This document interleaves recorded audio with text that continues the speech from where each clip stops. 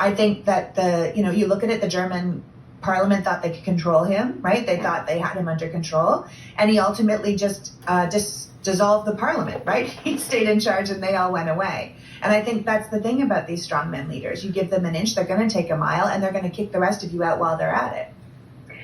That's exactly what happens. And it's very tragic that the Republican Party, which again was in part a target.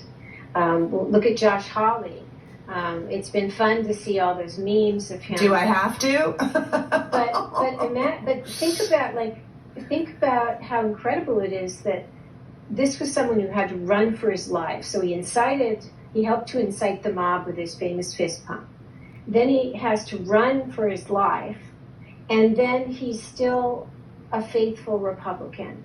So think about the level of corruption that all of these people who had their lives threatened are agreeing to still back this party that threatened their lives. This is the only way to understand this is through authoritarian logic.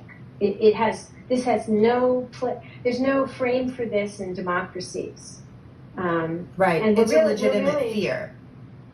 Yeah, and we're actually in kind of uncharted terrain because I was doing some research on, because normally when you have a coup, either it succeeds and you often have like a dictatorship, whatever, or it fails and then the people are, if it's like Erdogan in Turkey, they tried to have a coup against him in 2016, and he's an authoritarian, so they're all in jail and all kinds of things happen to them.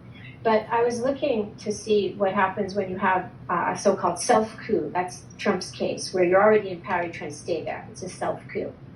And the times where those coups have failed, all the cases that I've found so far, the leader had to leave the country. I don't know of any other case in a bipartisan democracy, especially, where the person just stayed around and the party still supports him and now he might be running again. So I just want to stress that we are really in like uncharted waters, as they say.